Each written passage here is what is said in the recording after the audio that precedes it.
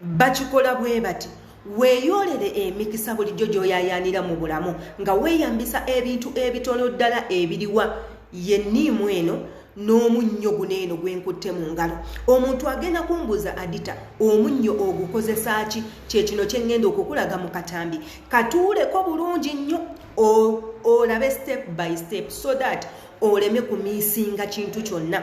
Nabasomesaako ku munnyo guno eno nga tutandika vidiyo zaffe.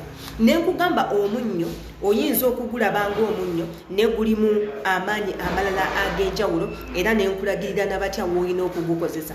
Ng'abasinga mugunaaba, abalala mugulira mu mmere, abalala mukukozesa ebintu eby'enjawulo. Naye ate ne mbagamba nti nno gendako ku Google ogugulinge nga tonnaba kubanga okozesa.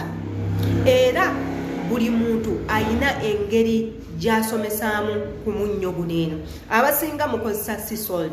Sea salt bamutunda mu maduuka yonna yonna gy'ogenda, naddala amaduuka ag'abasiraamu agabeeramu amashariya, agabeeramu obubaani, agabeeramu awudi, agabeeramu zafaroni n'ebintuntu ebirala. Abasiraamu babeera ne sea salt. Era ne nkugamba osobola okugenda n'omwegulira sea salt n'obeera naye. Bw'oba tosobodde osobola okukozesa omunnyo ogwa bulijjo nga waneeno w'olaba. Katutandike process yaffe. Igwe kwata omunnyo okwate enniimu yo ogikamule obeere ng'okuuta mu ngalo bw'oti. Kuuta mu ngalo nga bw'oyogererako buli kimu ky'oyagala, ebisiraani, entwe, buli kimu ky'owulira mu bulamu ky'oyagala okwegobako, amajini, ebiteega, ebidandi, olutwe, obutaganja, obutayagalibwa, obutafuna, byonna obeere nga obikuuta ng'okuutisa munnyo guno eno. Nga bw'ondaba wano, olaba kino ekibatu, kuuta supu yenna omukamule obeere ng'omukuuta nga bw'olaba nkola. Okuute enniimu eno osobola okugisalamu ebitundu bibiri.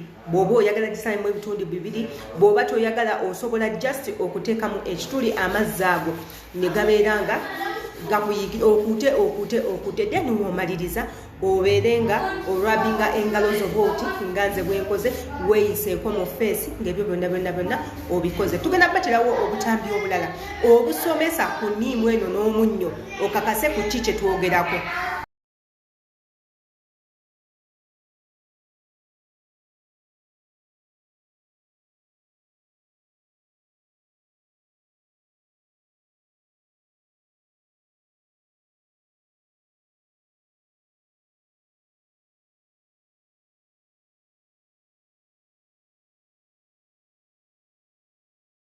Tutandise n'enniimu yaffe eno.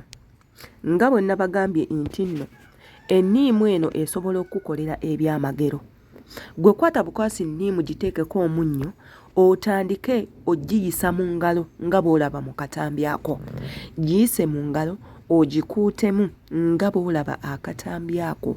Gwe w'obeera awo ng'owulira nti buli kimu kikusobedde, buli ky'okwatako kigaanye, ssente tezirabika, emikisa gigaanye, gwaboolebwa, gwe bavuma, gwaliko ekiiso, gwe batayagala, gwe buli kimu kwegamba ekikyo mu butuufu nga kiganye n'otuuka n'okugamba obandika eddogo oba bandoga. Kiyinza okuba ekituufu abantu batuloga ne bayoola ebigere ne babitwala ne bakola kye baagala n'otandika okukunta.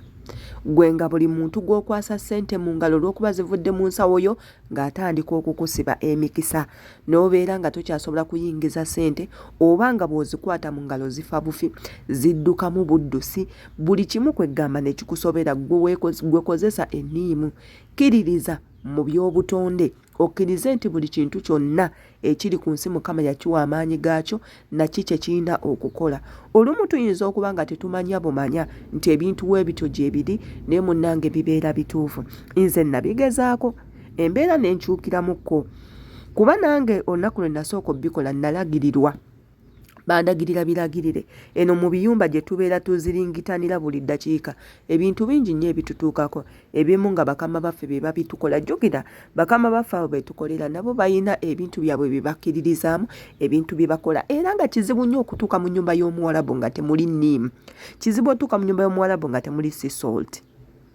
kansuubire mwenna mutegedde engeri gye bakozesaamu enniimu n'omunnyo.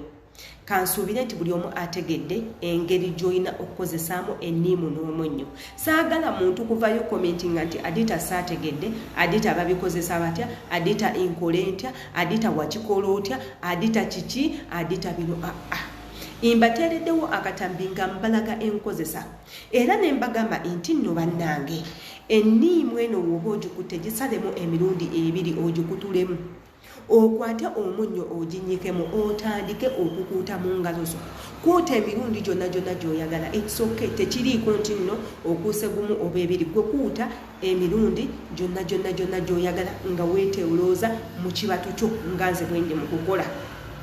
Tolooza ekibatu kyo nga nze bwe ndi mu kukola oba nga we walabye akatambi kali.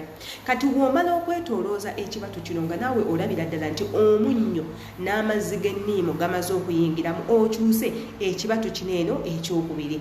Era otandike okubanga okunya okuuta ogikuute paka omunnyo ogwo we gumulunguka n'enniimu eyo nabyo biyingire mu kibatu kyo. Ate naawe otandike okubanga okirinzinga engalo zo zonna ozikirinzinge paka woowulira nti nno kati wane eno omatidde. Osobola okweyisaako mu feesi yo bw'obanga oyagala. Naye kino kisinga kukolera bantu baneeno nti banena bizinensi ezi bagenda saba mirimu, bagenda wano ntambula mu kkubo, bantu batunda bubi n'ebintuntu ebirala.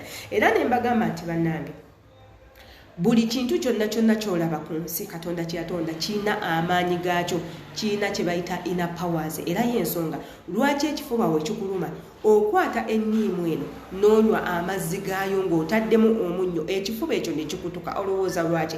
Amaanyi g'enniimu awo we gava. Era ne mbagamba ky'ova olaba osobola okukwata omujaaja n'oguteeka ku kyayi n'onywa ng'otulo tukuwula, omujaaja ogwo ne gukuleetera okwebaka. Lwaki? N'omujaaja gulina inner powers.